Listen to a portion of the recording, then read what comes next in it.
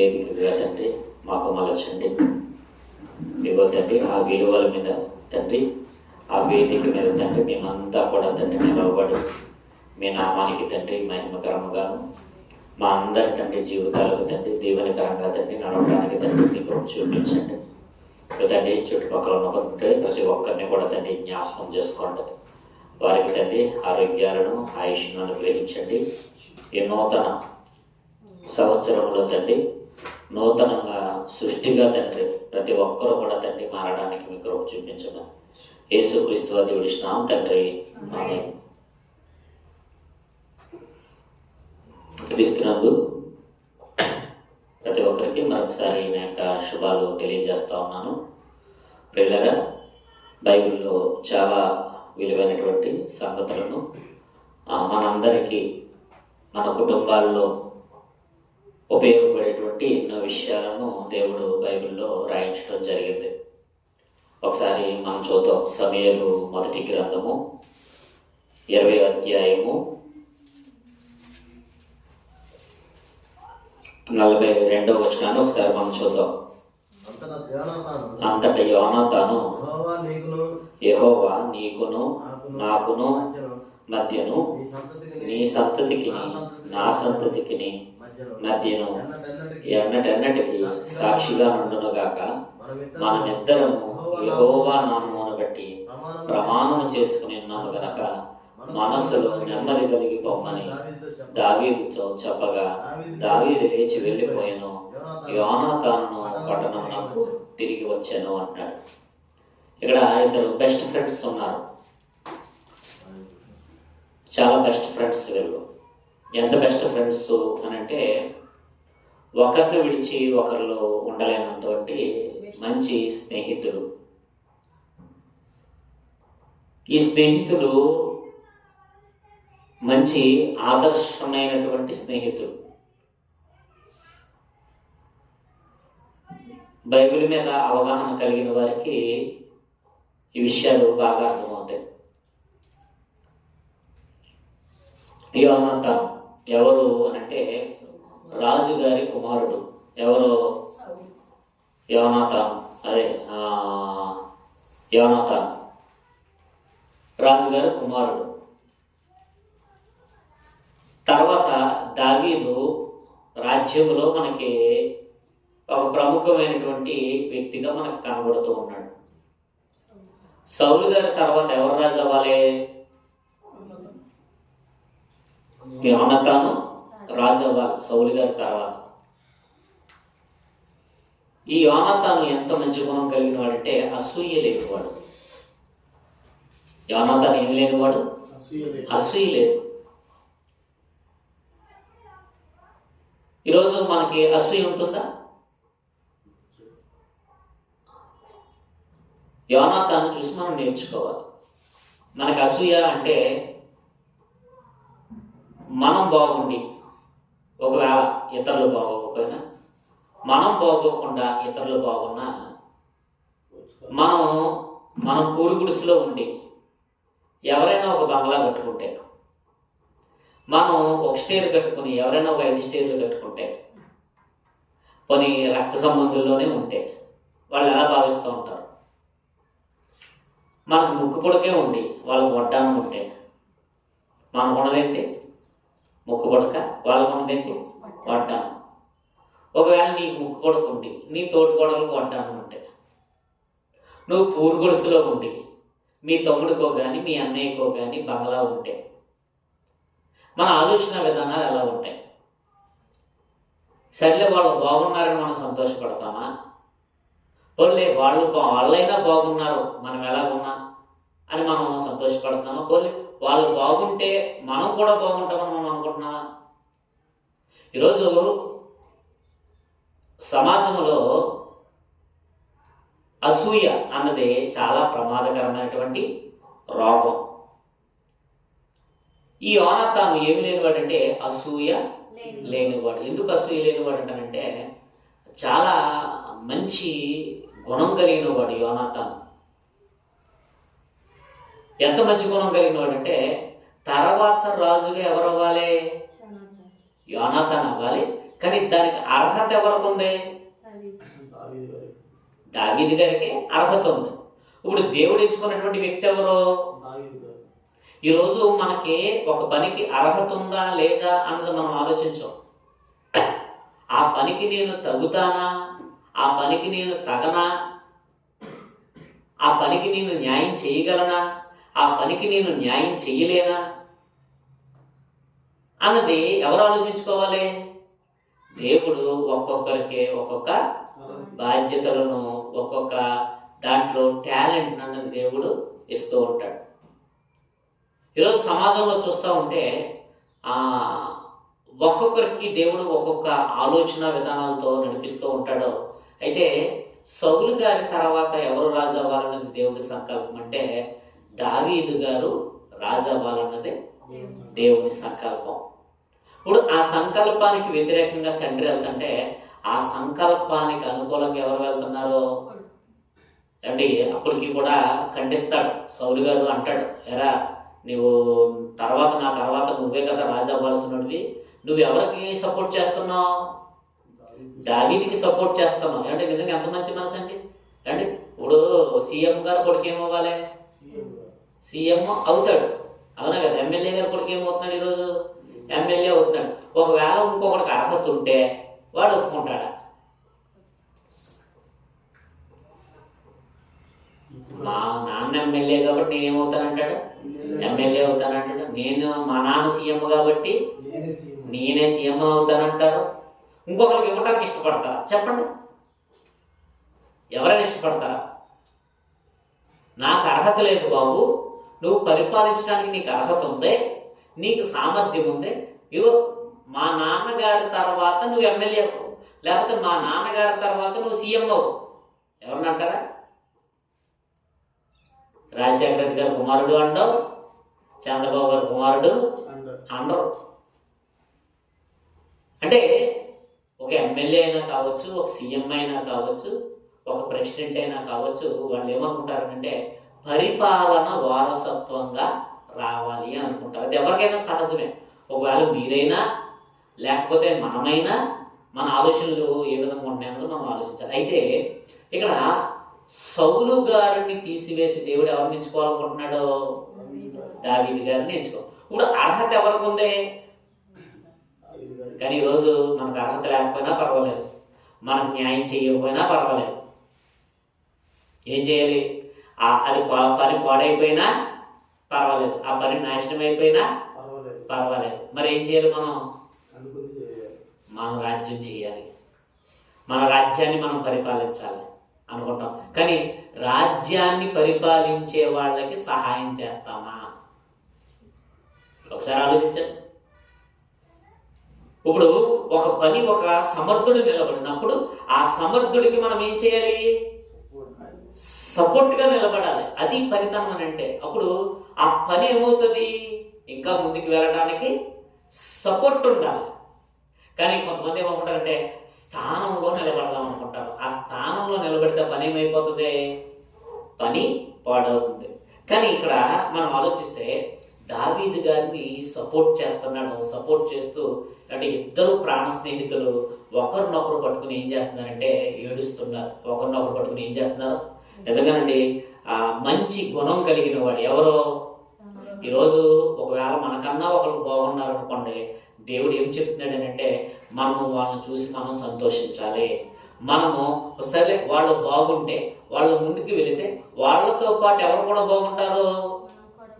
మనం కూడా బాగుంటాం. అది దేవుడి పిల్లలకు ఉండాల్సిన లక్షణం. కానీ ఈరోజు అటువంటి లక్షణాలు మనకు ఉన్నాయా? అబ్బే వాళ్ళు బాగుపడిపోతున్నారు, మేము బాగుపడట్లేదని ఏడుపు ఈరోజు హృదయాల్లో అంటే కొంతమందికి కనిపిస్తూ ఉంటుంది, కొంతమందికి కనిపించదు. దాన్ని దేవుడు ఏమన్నాడంటే అసూయ అని అన్నాడు. దేవుడు ఏమన్నాడు? అసూయ అన్నాడు. కానీ అసూయ లేనటువంటి ఒక మంచి గుణం కలిగినటువంటి వ్యక్తి ఎవరో? యోనాతాను. కాబట్టి దేవుడు మనకి ఏం చెప్తున్నాడంటే ఈ నూతన సంవత్సరంలో మన ఆలోచన విధానాలు దేవుడికి ఇష్టానుసారముగా మనకు ఉండాలి. అందుకే దేవుడు అంటాడు మత్సరము ఎముకలకు కుళ్ళు అన్నాడు. మత్సరం ఏం చేస్తుందట? ఎముకలకు ఏం చేస్తుంది? కుళ్ళు కలగ చేస్తుంది. కాబట్టి ఇక్కడ ఈ యోనాతాను దావీదు ఒకరినొకరు ప్రమాణం చేసుకుంటున్నారు. యోనాతాను గారు ఒక మంచి మాట అంటాడు. ఏమంటాడంటే, ఇగో తర్వాత నా కుటుంబాన్ని జ్ఞాపకం చేసుకో అంటాడు. తర్వాత సౌలో ఒక ధర్మం ఉంది, దాన్ని ప్రకృతి ధర్మం అన్నారు. ఈ ప్రకృతి ధర్మాన్ని బట్టి దేవుడు ఒక మాట అంటున్నాడు, నువ్వు ఏమి ఎత్తితే ఏం చేస్తావు? ఆ పంటనే కోస్తావు అన్నాడు. ఇప్పుడు యోనాతాను గారు ఏమి ఇస్తాడు? ఈరోజండి మనం మంచి చేస్తే ఆ మంచి ఎవరికి కూడా వస్తుంది? పిల్లలకు కూడా ఆ మంచి వాళ్ళకి ఉపకారం చూపిస్తుంది. ఈరోజు చాలామంది మనం ఒకవేళ స్వార్థపరులుగా బ్రతుకుతున్నామేమో మనం ఆలోచించుకోవాలి. మనం చేసినటువంటి మంచి మనకి ఎక్కడికి కూడా పోదు. పిల్లలకి కూడా అది ఏమి చేయొచ్చు? ఉపకారం చేయొచ్చు. కనుక మనం ఏం చేయాలంటే ఉపకారం చేయాలి, మనం మంచి చేయాలి. ఎందుకంటే యోనాతాన్ని మీరు గమనించండి, యోనాతాను ఎవరికి మంచి చేశాడు? దావీదు గారికి మంచి చేశాడు. ఇప్పుడు యోనాతాను గారు చనిపోయాడు. చనిపోయిన తర్వాత, తండ్రి చనిపోయిన తర్వాత తన కుమారుడి యొక్క భవిష్యత్తు ఏమైపోయిందంటే దిక్కులేని భవిష్యత్తు అయిపోయింది. దిక్కులేని భవిష్యత్తు అయిపోయింది. ఎంత దిక్కులేని భవిష్యత్తు అయిపోయింది? తన కొడుకుకి కాళ్ళు పోయాయి. ఎలా పోయాయి చూడండి. అదే 2వ సమూయేలు గ్రంథంలో 4వ అధ్యాయము 4వ వచనంలో చూడండి. 2వ సమూయేలు గ్రంథము 4వ అధ్యాయము 4వ వచనం. సౌలు కుమారుడకు పుట్టివాడు కుమారుడు ఉండెను. యెజ్రెయేలు నుండి సౌలును గురించి యోనాతాను గురించి వర్తమానం వచ్చినప్పుడు వాడు 5 ఏండ్ల వాడు. వాని దాది ఎత్తుకుని పరుగు పరుగున పారిపోగా వాడు పడి కుంటివాడాయను. వాని పేరు మెఫీబోషెతు. ఈ మెఫీబోషెతు పుట్టుకతో కుంటివాడు కాదు. పుట్టుకతో కుంటివాడు కాదే. ఆవిడ కొన్ని క్లిష్టమైన పరిస్థితుల్లో కుమారుని నెట్టుకుని పారిపోతా ఉన్నప్పుడు పడిపోయి ఏమైపోయాడట? అంటే పుట్టుకతో కుంటివాడు కాదు.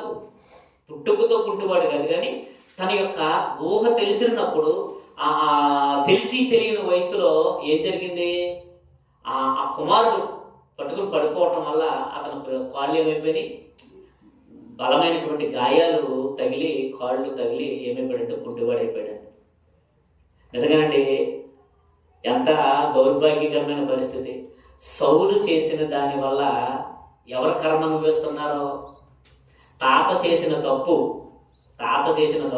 ఎవరికి వచ్చింది?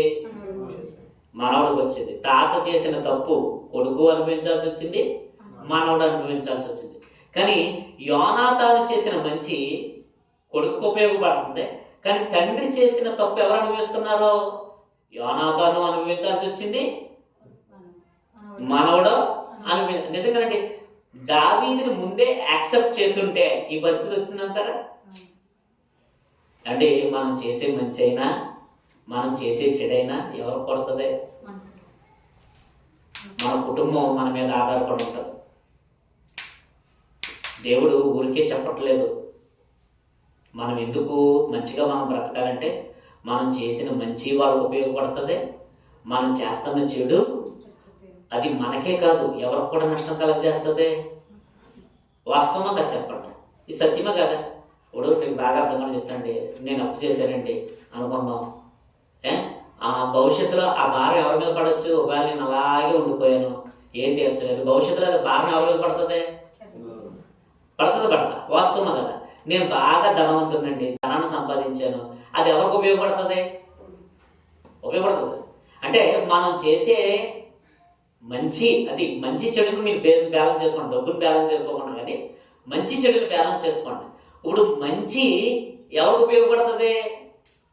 వాళ్ళకి ఉపయోగపడుతుంది. మనం చేసిన మంచి వాళ్ళకి ఉపయోగపడుతుంది, మనం చేసిన చెడు వాళ్ళకి ఇబ్బంది కలగజేస్తుంది. సత్యం ఇది సత్యం. ఎందుకు అంటున్నట్టే, సౌలు చేసిన పొరపాట్ల వల్ల ఏమంటే యోనాతాను, ఎందుకంటే నిజంగానండి దావీదు కానీ యుద్ధంలో ఉండుంటే, ఒకవేళ ఏదైనా యుద్ధం వచ్చింది, ఏదైనా సమస్య వచ్చింది, ముందు ఎవరు ఉండేవారు? దావీదు ఉండేవాడు. రాజ్యంలో ఎవరు ఉండేవారు? ఆ దావీదునే తరిమాడు. ఆ దావీదే నా రాజ్యంలో ఉండకూడదు అనుకున్నాడు. ఏ దావీదైతే ఉంటే క్షేమం ఉంటుందో ఆ దావీదుని తరిమేశాడు అండి.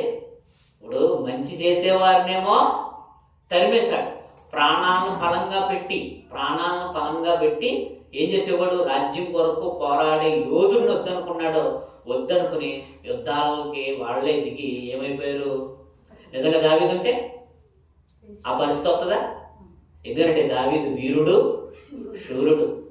దావీదుని గెలవలేరు. ఎందుకంటే దావీదు నిజంగా చాలా దేవుని యొక్క శక్తితో, దేవుని యొక్క ఆత్మతో అంటే సుబుద్ధి కలిగి పనిచేసేటువంటి వ్యక్తి. ఎవరో? దావీదు. ఆయన పక్కన పెట్టారు. పక్కన పెట్టడం వల్ల ఆ యొక్క ప్రతిఫలం ఎవరు అనుభవించాల్సి వస్తుంది? ఈరోజు మనం ఆలోచిస్తే మనం కూడా ఎవరిని పక్కన పెట్టకూడదు? మన కొరకు ప్రాణం పెట్టినటువంటి ప్రభువుని మనం ఏం చేయకూడదు? ఈరోజు ప్రభువుని కూడా ఏం చేస్తూ ఉంటారు? కొంతమంది ప్రార్థనా జీవితాన్ని ఏం చేస్తూ ఉంటారు? పక్కన పెడతా ఉంటారు. సంఘ కార్యక్రమాలను ఏం చేస్తూ ఉంటారు? పక్కన పెడతా ఉంటారు. నిర్లక్ష్యం వహిస్తూ ఉంటారు. మన కొరకు ప్రాణం పెట్టినటువంటి ప్రభువుని మనం ఏం చేయకూడదు? ఎట్టి పరిస్థితుల్లో మనం ఏం చేయకూడదు? పక్కన పెట్టకూడదు. చూడండి, దాని ప్రతిఫలం ఎవరు అనుభవిస్తున్నారంటే యోనాతాను అనుభవిస్తున్నాడు. తర్వాత మెఫీబోషెతు కుంటివాడైపోవటానికి కూడా ఏమైంది? కారణమైంది. మనం మంచి విత్తితే ఏం జరుగుతుంది? అందుకనే మనం మన జీవితంలో మనం ఏం చేయటానికి మనం ఎప్పుడు కూడా సిద్ధపడాలంటే మన ద్వారా మంచి చెయ్యాలి తప్ప మన ద్వారా ఏం చేయకూడదు? కీడు చేయకూడదు. యోనాతాను ఎంత మంచివాడంటే, ఎంత సుబుద్ధి కలిగిన వాడనంటే ఏమండి, తర్వాత రాజు ఎవరు అవ్వాలి? కానీ యోనాతానికి అసూయ ఉందా దావీదు మీద? అసూయ లేదు. నువ్వు కరెక్ట్, నువ్వు పర్సన్. రాజ్యంలో ఎవరు ఉండాలి? నువ్వే ఉండాలి. ఇప్పుడు ఇక్కడ నువ్వు ఉంటే రాజ్యానికి క్షేమం అని దావీదుని సపోర్ట్ చేశాడు. తండ్రిని వ్యతిరేకించాడు. కానీ కొన్ని పరిస్థితుల్లో తండ్రి కొడుకులు ఇద్దరు కూడా మరణించారు.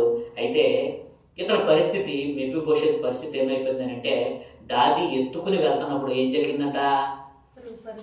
పరుగుని వెళ్తున్నప్పుడు పడిపోయారు. పడిపోయినప్పుడు ఏమైపోయాడంటే కాళ్ళు పోయాయి, కుంటివాడైపోయాడు. ఇప్పుడు ఇలా కుంటివాడైపోయిన వాడు పరిస్థితి ఎలా ఉంటుంది చెప్పండి? కుంటివాడి పరిస్థితి ఎలా ఉంటుంది? ఇప్పుడు అంటేనండి, కుంటివాళ్ళకి అవకాశాలు ఉన్నాయి. కుంటివారు చదువుకోవడానికి అవకాశం ఉంది. కుంటివారు ఉద్యోగాలు చేసిన వాళ్ళు ఉన్నారు. అవునే కదా? కుంటివారికి వ్యాపారాల రంగాల్లో అభివృద్ధి చెందిన వాళ్ళు ఉన్నారు. కుంటివారు, గుడ్డివారు, అవిటివారు ఎన్నో విజయాలు సాధించిన వాళ్ళు ఉన్నారు. ఆఖరికి గుడ్డివారు కూడా టీచర్లు అయినటువంటి సందర్భాలు ఉన్నాయి. ఇప్పుడు అవకాశాలు వాళ్ళు ఉన్నాయి. మరి అప్పుడు అవకాశం ఏంటి? తండ్రి చనిపోయాడు, తన తాత చనిపోయాడు. ఇతను ఎలాంటి పరిస్థితుల్లో ఉన్నాడో? రాజ్యం లేదు. రాజ్యం ఎవరిదైపోయింది? దావీదు అయిపోయింది. ఇప్పుడు ఇలాంటి పరిస్థితుల్లో అతను ఎలాంటి పరిస్థితులు అనుభవించుంటాడు? రాజుగారి కుమారుడు అంటే మనం కూడా ఏమని చెప్పుకుంటాం? మన ముత్తాత ప్రెసిడెంట్ అనుకోండి, మన గురించి చెప్పుకుంటాం. మన నాన్న గురించి చెప్పుకోం, మన తాత గురించి చెప్పుకోం, ముత్తాత గురించి చెప్పుకుంటాం. ఏమంటాం? మా ఫ్యామిలీ ఏ ఫ్యామిలీ అనుకుంటారండి? ఇప్పుడంటే మీకు ఎలా కనపడుతుందో తెలుసా? మీకు ఇప్పుడు మేము ఇలాగేదో సీపుగా కనపడుతున్నాం అండి. మా తాతగారు, నాన్నగారు, లేకపోతే వాళ్ళ నాన్నగారు రాజులండి. గుర్రాల మీద తిరిగేవారటండి. నువ్వు కూడా తిరిగి గుర్రం మీద అవునే కదా? మా తాతగారు మిసాల మీద ఏం నిలబెట్టేవారండి? నిమ్మకాయలు నిలబెట్టేవారండి. మనకేముండదు గొప్ప, మన గురించి చెప్పుకుంటే ఏముండదు. అందుకని మనం ఎవరి గురించి చెప్పుకుంటాం? తాతలు, అమ్మతాతల గురించి చెప్పుకుంటాం, గర్వపడతాం, అతిశయపడతాం. నేను అనుకుంటాను యోనాతాను గారికి ఉన్న బుద్ధి మెఫీబోషెతుకు కూడా వచ్చింది అనుకుంటాను. ఎందుకు అనంటే ఇతనికి కుంటికాళ్ళు, పరిస్థితి బాగోలేదు. కానీ దేవుడు చెప్తున్నాడు కదా, మీరు మంచి విత్తితే. ఇప్పుడు వాళ్ళ తాతగారు చేసినటువంటి పాపం కుటుంబాన్ని వెంటాడితే తండ్రి చేసినటువంటి మంచితనం ఎవరికి కాపాడుతుంది? తాతగారు చేసినటువంటి తప్పు మనవడి కాళ్ళు లేకుండా, కాళ్ళు కుంటి కాళ్ళు లేకపోతే తండ్రి చేసినటువంటి మంచి ఎవరికి ఉపయోగపడుతుంది అంటే మేఫీబోషెతుకి కొడుకు ఉపయోగపడుతుంది. ఎలాగా? ఇప్పుడు వచ్చింది 2 సమూయేలు గ్రంథం 9వ అధ్యాయము మొదటి వచనానికి వచ్చింది. 2 సమూయేలు గ్రంథం యోనాతానును బట్టి నేను ఉపకారము చూపుటకు సౌలు కుటుంబంలో ఎవడైనా కలడాన్ని దావీదును అడిగాను. సౌలు కుటుంబమునకు సేవకుడకు సేవాయను ఒకడు ఉన్నాడు.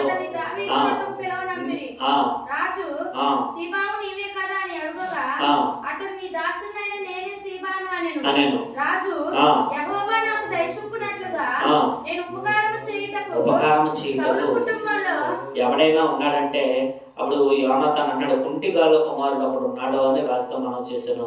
కానీ ఇతడు ఎక్కడున్నాడని రాజును అడగగా సేబా చిత్తగించము లోదేరులో అమ్మేయులో కుమారుడు మాగి ఉన్నాడని రాజుతో అన్నాను. అప్పుడు రాజైన దావీదు మనుషులను పంపి లోదేబారులో ఉన్న అమ్మేయుల కుమారుడు మాగేటంటే అతను ఏం చేశాడట? రప్పించాడు. రప్పించినప్పుడు 6వ వచనంలో అంటున్నాడు, సౌలు కుమారుడైన యోనాతాను పుట్టిన మెఫీబోషెతు దావీదుకు వచ్చి సాగిలపడి నమస్కారం చేయగా దావీదు మెఫీబోషెతు అని పిలిచాను. అతడు చిత్తము, నీ దాసుడని నేను ఉన్నాను. అందుకు దావీదు, నువ్వు భయపడవద్దు, నీ తండ్రి అయిన యోనాతాను నిమిత్తము నిజముగా నేను నీకు ఉపకారము చూపి నీ పితరుడైన సౌలు భూమి అంతయు నీకు మరల ఇప్పింతును, మరియు నీవు సదాకాలం నా బల్ల యొద్దనే ఏం చేస్తావు? చూడండి, తండ్రి చేసిన మంచి ఎవరికి ఉపయోగపడుతుంది? ఈరోజండి మంచి చెడు అన్నది మర్చిపోతుంది కదా సమాజం. నేను, నా కుటుంబం ఏమండి, ఒకప్పుడు బాబాయ్ కుటుంబం, పెద్దనాన్న కుటుంబం, పిన్ని కుటుంబం, ఈ కుటుంబాలు ఈ మనోళ్ళు అన్నది ఉండేది. లేకపోతే బంధువర్గాలు ఇవన్నీ ఉండేది. ఇప్పుడు ఒకటే కుటుంబం. ఏ కుటుంబం? భార్య, భర్త, పిల్లలంటే. మళ్ళీ వీళ్ళలో లేని కుటుంబం కాదు. అమ్మ కుటుంబం కాదు, నాన్న కుటుంబం కాదు, మేమంతా ఒకటే, ఇంకెవరు లేరు, మాకెవరు సంబంధం లేదు అన్నట్టుగా అయిపోయింది ఈ రోజుల్లో. అత్త కుటుంబంలో వ్యక్తి కాదు, అంటే మాంగారు కుటుంబంలో వ్యక్తి కాదు. కుటుంబం అంటే ఏంటి ఈరోజు? నేను, మా ఆయన, నేను, మా ఆవిడ, పిల్లలు, ఇంతే. పెరుగుతున్న ఖర్చులను బట్ట, లేకపోతే అవసరాలను బట్ట, ఏమండి పరిస్థితులను బట్టి ఎవరికి ఏమిదో పెట్టేయాలన్న భావనతో ఈరోజు అలా ఉన్నా ఏంటి. ఇప్పుడు మన పరిస్థితులు మనకు ఉంటాయి, ఎవరి పరిస్థితులు వాళ్ళకు ఉంటాయి. కానీ బంధాలను మనం ఏం చేయకూడదు. ఈరోజు మంచి చేస్తే మనం ఏమనుకుంటున్నామంటే మనకు నష్టం వస్తుంది అనుకుంటున్నాం. కానీ మంచి చేస్తే ఏమొస్తుంది? ఎందుకంటే అంటే విత్తిన వెంటనే ఫలం రాదు. ఇప్పుడు మామిడికాయ చెట్టు విత్తామనుకోండి 2-3 సంవత్సరాలు పడుతుంది, అవునా కదా? మామిడికాయ చెట్టు విత్తాం 2-3 సంవత్సరాలు పడుతుందా? ఎండ వచ్చేస్తుందా? టెంకాయ ఎండ వచ్చేస్తుందా? టెంకాయ వస్తుంది, పీకితే ఏం రాదు. టెంకాయ వేసినట్టే టెంకాయ రావాలనుకున్నాం, పంట రాదు, ఏమవుతుంది? టెంకాయ వస్తుంది. తింటాకే పని చేసి దేనికి పని చేస్తుంది. ఆకు మొక్క కూడా చచ్చిపోతుంది, అవునా కదా? వచ్చే మొక్క కూడా ఏమైపోతే మనం టెంకేసి మళ్ళీ అంటే టెంక రావాలని పొలం రావాలనుకుంటే టెంక వస్తుంది, మొత్తంగా ఆ మొక్క కూడా ఏమైపోద్ది? కొంతకాలం పడుతుంది. దేవుడు చెప్తున్నాడు, నువ్వు విత్తు ఏం చేస్తావు? ఖచ్చితంగా ఏం వస్తావు? మంచిని ఖచ్చితంగా నువ్వేం చేస్తావు? వస్తావు. కీడి విత్తుదే, ఆ కీడు కూడా తరతరాలు కూడా ఏమైపోతుంది? వెంటాడుతుంది. అంటే నాన్న మంచోడు అనుకోండి, రే వాళ్ళ నాన్న మంచోడు అంటారు. అమ్మ మంచిది అనుకుంటే ఇప్పుడు పిల్లలు పెద్దోళ్ళు అవుతూ ఉంటారు, ఏమంటారు? రే వాళ్ళ అమ్మ మంచిదిరా అని అంటారు, అవునా కదా? ఆ మంచి ఎవరికి కూడా వస్తుంది? ఒరే ఒరే ఇప్పుడు రేపు ఏదైనా ఇబ్బంది వచ్చింది, ఒరే వాళ్ళ నాన్న మొహం చూసులేంట్రా అంటారు. ఒరే వాళ్ళ నాన్న మొహం చూడరా, లేకపోతే వాళ్ళ అమ్మ మొహం చూడరా అని అంటారు. మన మొహం ఎకారంగా ఉందనుకోండి, రేపు ఏమంటారా? ఆవిడ అంతే, ఆడ కొడుకు అంతే, ఆవిడ అంతే, ఆ పిల్ల అంతే, ఆ మొహం చూడకూడదు, ఈ మొహం చూడకూడదు అంటారు, అంతే. అవునా కదా? అవునా కదండి? ఒకసారి ఆలోచించండి. మనం లాభ నష్టాలను పక్కన పెట్టి మనము మానవత్వపు విలువలకు మనము విలువను ఇవ్వాలని బైబిల్ స్పష్టంగా మాట్లాడుతుంది. అంటాడు కదా, నిన్ను వలే నీ పొరుగు నుంచి ఏమన్నాడు? ఏం ప్రేమించాలి? ఈ మధ్యలో దిక్కుమాల ప్రేమలు ఎక్కువైపోతున్నాయి. ఏ ప్రేమలో? పెళ్ళి అయిపోయిన వాళ్ళకి ప్రేమలో. పెళ్ళికి ముందు ప్రేమ అంటే అది వేరు. ఏ ప్రేమలో? పెళ్ళి అయిన తర్వాత ప్రేమ అంటే నాకు మండిపోతూ ఉంటుంది. పెళ్ళి అయిపోయిన తర్వాత ప్రేమ ఏంటి? మళ్ళీ టైటిల్ పెడతారు ప్రేమ. మన మధ్యలో 4 పిల్లలను వదిలేసిపోయిందంట. 4 పిల్లల్ని అండి. ఎంత భయంకరమైందండి. 4 పిల్లలు, కడుపును పుట్టిన పిల్లలు పుట్టి అతను డ్రైవర్ ఏదో చేస్తూ ఉంటాడట. ఒక 4 రోజులు ఈ మధ్య ఏదో సమ్ టైం పడుతూ ఉంటుంది కదండి. అలా వెళ్ళి రావడానికి ఎక్కడికో బయటికి వెళ్ళి వస్తూ ఉంటాడు కదా. వెళ్ళి వస్తున్నప్పుడు ఈ మధ్యలో ఇంకొకటితో ప్రేమలో పడ్డది. ఇదేంటి? ఎవరికి ప్రేమ? ఇప్పుడు వయసులో ఉన్నప్పుడు ప్రేమించుకున్నారంటే ఒక అర్థం ఉంటుంది ఏమండి. బైబిల్ దాన్ని సపోర్ట్ చేయదు. అయినా ఇప్పుడు మళ్ళీ ఎప్పుడు ప్రేమ అంటున్నారో?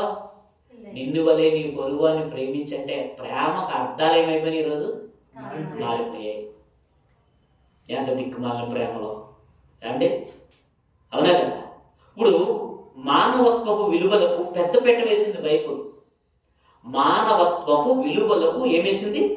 పెద్ద పీట వేసింది బైబిల్. మానవత్వపు విలువలు. తండ్రి చేసినటువంటి మంచి, తండ్రి చచ్చిపోయిన కొడుకు దిక్కుమాలిన పరిస్థితి అయిపోయింది. కాళ్ళు 2 పోయాయి. ఎవరికే? మెఫీబోషెత్తుకి ఏం పోయాయి? కాళ్ళు 2 పోయాయి. కానీ తండ్రి చేసిన మంచి ఎవరికి ఉపయోగపడుతుంది? మెఫీబోషెత్తు, భయపడకో, నేను రాజుని అయ్యాను, నువ్వు భయపడకో, నీ తండ్రి అయిన యోనాతాను బట్టి నేనేం చేస్తాను? నిజముగా నేనేం చేస్తాను?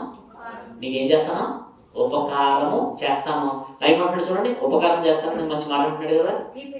నీ పితరుడైన మీ తాత ఉన్నాడుగా, మీ తాత నన్ను సంపాదనుకున్నాడు, మీ తాత నన్ను రాజ్యంలో ఉండకూడదు అనుకున్నాడు మీ తాత అని అన్నాడా? సౌలు గారి గురించి ఏం మాట్లాడతలేదు. సౌలు ముఖం చూడట్లేదు. ఆయన సౌలు చేసిన కీడుని పెట్టుకోవట్లేదు.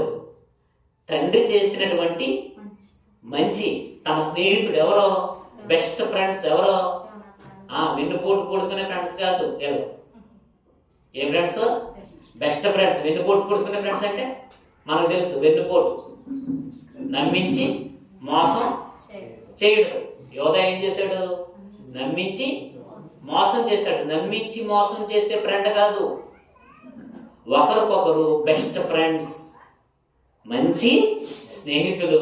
ఇదిగో నీ తండ్రిని బట్టి నేనేం చేస్తున్నాను, నేను నువ్వు మంచి చేసావు కదా, నేనేం చేస్తానంటే మీ నాన్న నాకు మంచి చేశాడు, మీ తాత మొహం చూసి కాదు అని అంటలేదు. అలాగేం మాట్లాడతలేదు ఆయన. ఏమంటాడంటే మీ నాన్న నాకు మంచి చేశాడు, నేను నీకు మంచి చేయాలి. ఈరోజు అంటే మంచి మనకు ఉపయోగపడదా? ఈరోజు లాభం నష్టం పక్కన పెట్టండి, కష్టం సుఖం పక్కన పెట్టండి. మనం ఏం చేయాలి చెప్తుంది బైబిల్? మంచిని మంచి చేద్దామా, చెడు చేద్దామా? మంచి నీళ్ళు తాగుతామా, డ్రైనేజ్ నీళ్ళు తాగుతామా? దాహం వేస్తుంది కదా డ్రైనేజ్ నీళ్ళు తాగుతామా? దాహం వేస్తుంది కదా అని మురికి నీరు తాగుతామా? దాహం వేస్తుంది కదా అని కాలువ నీరు తాగుతామా? దాహం వేస్తుంది కానీ ఏది పడితే తాగేస్తామా? మనకి అవసరం వచ్చింది కదా అని ఏది పడితే అది చేయకూడదు. శరీరం ఉంది కదా అని ఏది పడితే అది చేయకూడదు. ఆకలి వేస్తుంది కదా అని ఏది పడితే అది తినకూడదు. ఏమండి, డబ్బు అవసరం ఉంది కదా అని ఏ పని పడితే ఆ పని చేయకూడదు.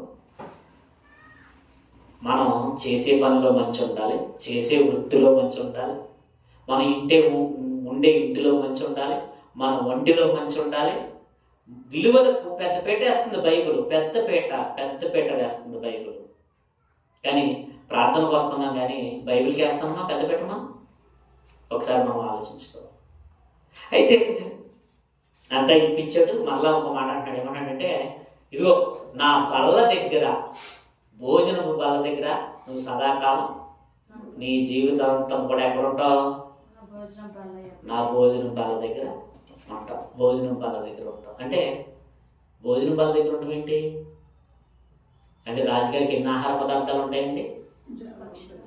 అంటే రాజకుమారుడికి ఉండాల్సినవన్నీ కూడా ఎవరికైనా ఏం చేస్తున్నాడు? యోనాతాను నువ్వు రాజుగా ఉండాలన్నాడు, నీకు అర్హత ఉందన్నాడు, అసూయ లేదు. ఏమండి? అసూయ లేదు, నీకు అర్హత ఉందన్నాడు. దావీదుని రాజుగా చూడాలనుకున్నాడు.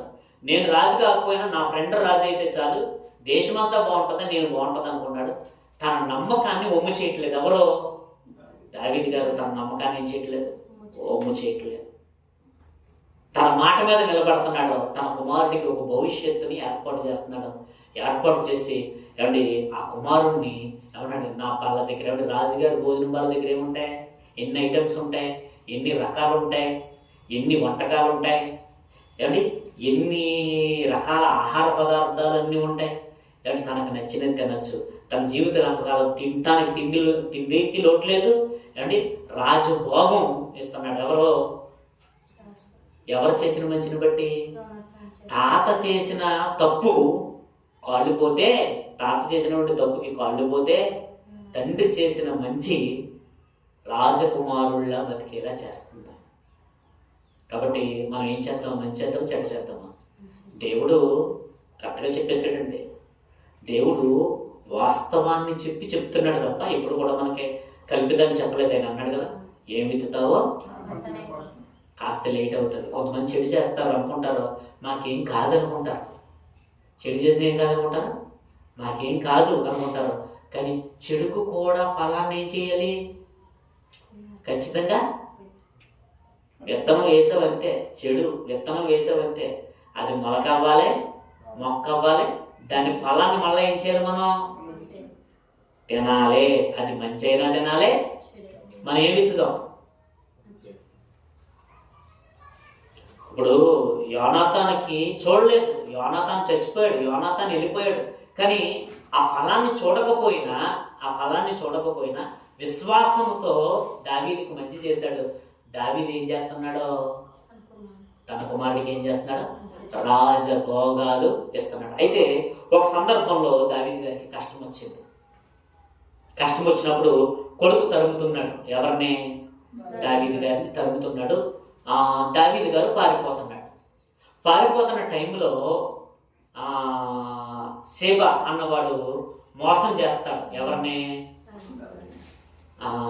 మెఫీబోషెత్తుని మోసం చేస్తాడు. ఎందుకంటే యజమానుడిగా మెఫీబోషెత్ ఉన్నాడు, సేబ పనివాడిగా ఉన్నాడు.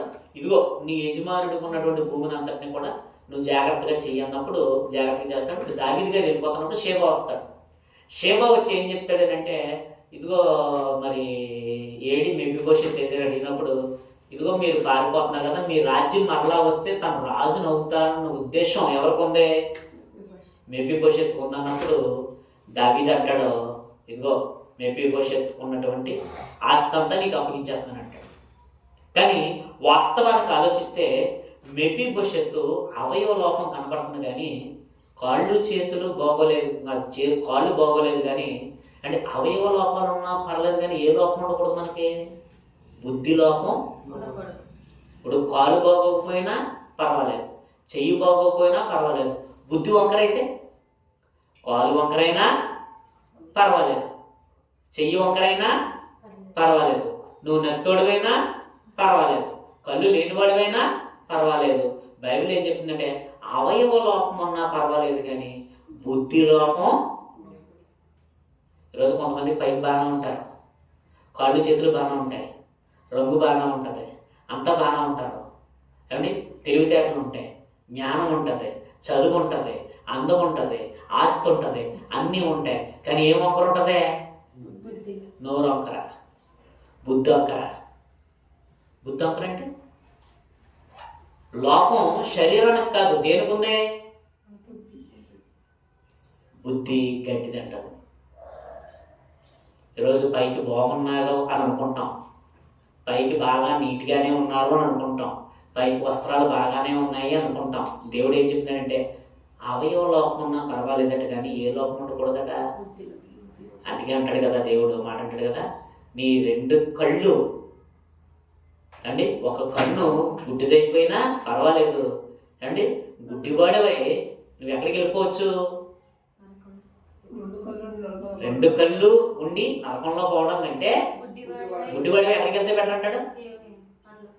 నువ్వు భూమి మీద గుడ్డివాడు అయిపోయినా పర్లేదంట,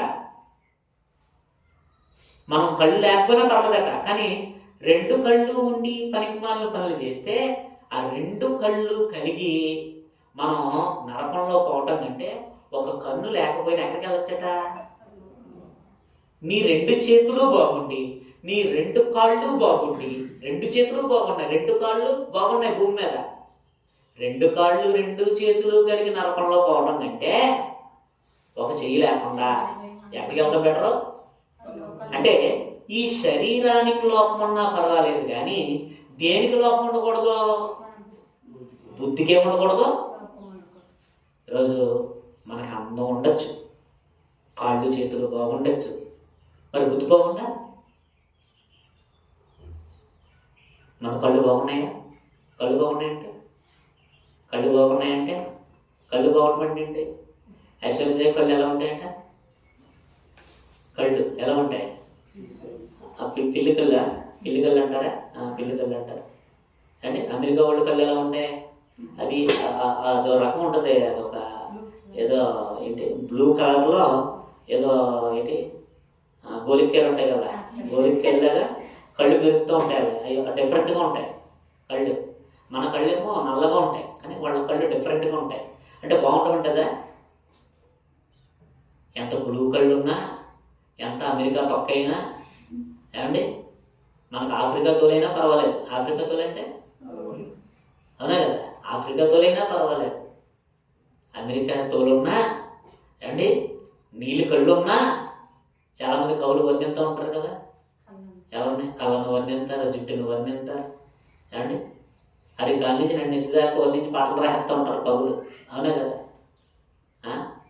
కురులట, పొగలట, కురులు, మేఘాలట, ఇంకా లెట్టం. ఏమండి నీకు బట్టకుండా పర్లేదు అక్కడ దేవుడు, నీకు ఒత్తు జుట్టుండి నరకంలో పోయి కన్నా బోడిగుండోడువై ఎక్కడికి వెళ్తే బెటర్? అంటే కొంతమంది హెయిర్ బెటర్ చేయబడుతూ ఉంటారు, ఎలాగంటారు స్టైల్, ఏమండి ఎలాగా సరి చేసుకుంటూ ఉంటారు. అంటే ఇలాగ అతిశయం, అవునా కదా. మనకి హెయిర్ బాగున్నా, మనకి జుట్టు ఊడిపోయినా, మనం తెల్లగా ఉన్నా, మనం నల్లగా ఉన్నా, అవయవ లోపం ఉన్నా, ఏ లోపం ఉండకూడదట? దేవుడు అంటాడు, నువ్వు కుంటుడువైనా పర్వాలేదు, ఏ లోపం ఉండకూడదు? బుద్ధి లోపం ఉండకూడదు, అవయవ లోపం ఉండకూడదు. అవయవ లోపం ఉన్నా పర్వాలేదు, బుద్ధి లోపం ఉండకూడదు అని చెప్పింది వాక్యం. కనుక మనం దేవుడు విలువలు నేర్పిస్తున్నాడు. ఏం చేద్దాం? మంచి చేద్దామా? మంచి విద్దుదామా? మంచి అంటే ఏంటి? మన కుటుంబానికి మనం మంచి చేయాలి, మన పక్కింటి వారికి మనం మంచి చేయాలి, కట్టుకున్న భర్తకి మంచి చేయాలి, కట్టుకున్న భార్యకి ఏం చేయాలి? మంచి చేయాలి, కన్న పిల్లలకి ఏం చేయాలి? మంచి చేయాలి. మనకు తెలిసినంత వరకు దేవుడు ఏం చెప్తున్నాడు? మంచి చేసుకుంటా పొండే, మంచి చేసుకుంటా పొండే, మంచి చేసుకుంటా పొండే. ఎవరిని ఇబ్బంది పెట్టకండి, ఎవరికి అన్యాయం చేయకండి, మీ బుద్ధి బాగుండాలని చెప్తున్నాడు. ఒకవేళ నల్లగా ఉన్నా పర్వాలేదు, పొట్టిగా ఉన్నా పర్వాలేదు, ఎర్రగా ఉన్నా, తెల్లగా ఉన్నా, ఎలా ఉన్నా, దేవుడు మనకి ఇచ్చిన రంగు ఏదైనా, దేవుడు మనకి ఇచ్చిన రూపు ఏదైనా, దేవుడు మనకి ఇచ్చిన అవయవాలు ఏదైనా, మన బుద్ధి బాగుండాలని దేవుడి వాక్యం చెప్తాం. చూడండి, ఇప్పుడు ఈ మెఫీబోషెతు గురించి చూసుకుని మనం ముగించేసుకుంటాం. 2వ సమూయేలు గ్రంథము 19వ అధ్యాయము, 2వ సమూయేలు గ్రంథము 19వ అధ్యాయము 24వ వచనం ఒకసారి మనం చూద్దాం. మరియు సౌలు కుమారుడకు మెఫీబోషెతు రాజుని ఎదుర్కొంటకు వచ్చాను. రాజు పారిపోయిన దినం మొదలుకొని అతడు సుఖముగా తిరిగి వచ్చిన నాటి వరకు అతడి కాళ్ళు కడుగుకొనకయు, గడ్డము కత్తిరించుకొనకయు, బట్టలు ఉతుకొనకి ఉండను. రాజుని ఎదుర్కొనుటకై రాజు మెఫీబోషెతు నీవు నాతో కూడా రాకపోతేమో అని అడిగాను. అందుకతడు, నా ఏలిన వాడే నీ దాసుడైన నేను కుంటివాడును గనక గాడిద మీద గంట కట్టి ఎక్కి రాజుతో కూడా వెళ్ళిపోయి నేను అనుకొనగా నా పనివాడు నన్ను ఏం చేశాడు? దావీదు గారితో అబద్ధం చెప్పాడు. నీ యజమానుడు రాలేదని అంటే తాతగారు రాజ్యం వస్తుంది అనుకున్నాడు, అది అక్కడ కూర్చొని ఉన్నాడు, మీరు పారిపోతున్నారు కదా అని అన్నాడు. అయితే రాజ్యం మరలా తనకెందుకు వస్తుంది? అయితే తను ఏం చేశాడట? రాజుగారు వెళ్ళిపోయిన దినం నుండి బట్టలు దుక్కోలేదట, గడ్డం కత్తిరించుకోలేదట. మరలా రాజు ఎప్పుడు వస్తాడా అని ఎదురు చూస్తున్నాడు. ఎవరు మోసం చేశాడట? దావీదు అపార్థం చేసుకున్నాడా, ఇతను సత్యం చెప్తున్నాడా, సేబా సత్యం చెప్తున్నాడా అన్నది ఇక్కడ మనకు అర్థం కాదు. కానీ ఇక్కడ మెఫీబోషెతుని బట్టి మనకు అర్థమైతే మెఫీబోషెతు అవయవ లోపం ఉంది కానీ బుద్ధి లోపం. రాజుగారికి అన్యాయం చేయాలనుకున్నాడు అక్కడ. ఏమండి ఈరోజు నిజంగానండి అదే మనమైతే దావీదుని వేసేసేసేసి కుంటిపాలు ఉన్న వెనకాల వెళ్ళి కానీ రాజా వస్తున్నా అని చెప్పి అవసరమైన వెనకాల నుంచి పొడి చేసేసేసేసి రాజ్యాన్ని తీసేసుకుంటాం. ఏమో బైబిల్ ఏం చెప్తుంది అంటే ఒకవేళ పాత సంవత్సరంలో ఒకవేళ ఇలాంటి బుద్ధి లేకుండా ఉంటే నూతన సంవత్సరం నుంచి మనం బుద్ధి ఏమవ్వాలి? మనం ఏం చేసుకోవాలి? కనుక అద్దం ముందుకు వెళ్ళినప్పుడు మనం కనబడతాం. ఎలాగా? వికారంగా కనబడతాం. అప్పుడు దాన్ని సరి చేసుకుంటాం మనం. అవునా కదా? ఉదయాన్నే నిద్రమోహంతో వెళ్తాం. నిద్రమోహంతో వెళ్ళినప్పుడు మొహం ఎలా ఉందేంటి, జుట్టు ఎలా ఉందేంటి, షర్ట్ ఎలా ఉందేంటి అనుకుంటాం. అనుకుని ఆ నిద్రమోహం అంతా ఏ నీళ్ళతో కడుక్కొని మన జల్లి నీళ్ళతో కడుక్కొని పౌడర్ రాసుకొని దూకొని అందంగా తయారయ్యి బయటికి రావు. అవునా కదా? బైబిల్ అనే అర్థం ముందుకు వెళ్ళి ఈ సంవత్సరం అంతా బైబిల్ అనే అర్థం ముందుకు వెళ్ళి మన జీవితాల్లో, మీ జీవితాల్లో, ఎందుకంటే మీకు బైబిల్ ఇచ్చాడు దేవుడు, నాకు బైబిల్ ఇచ్చాడు, భార్యకి ఇచ్చాడు, భర్తకి ఇచ్చాడు, కొడుక్కి ఇచ్చాడు, కూతురికి ఇచ్చాడు, మనవడికి ఇచ్చాడు, మనవడికి ఇచ్చాడు, అందరికి ఇచ్చాడు బైబిల్. అంటే అందరికీ అన్ని అర్థాలు ఉన్నాయి. ఒకే అర్థం బైబిల్. ఎవరి అర్థం వాళ్ళ దగ్గర ఉంది, ఎవరి పుస్తకం వాళ్ళ దగ్గర ఉంది.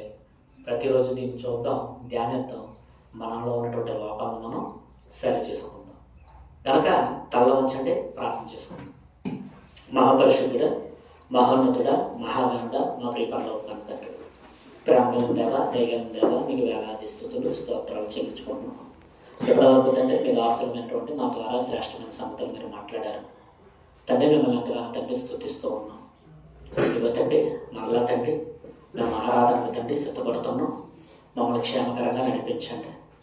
ఇవ్వ తండ్రి మమ్మల్ని, మా కుటుంబాలను తండ్రి, పరోక్షంగా వింటున్న వారిని తండ్రి ఈ నూతన సంవత్సరంలో అయినా తండ్రి మరి కొంతమంది అయినా తండ్రి మరి రక్షణలోకి రావడం మీకు చూపించండి. యేసుక్రీస్తు వారి ఇష్టం తండ్రి. ఆమేన్. ప్రభు వారికి మనమంతా కూడా పాల్గొందుదాం.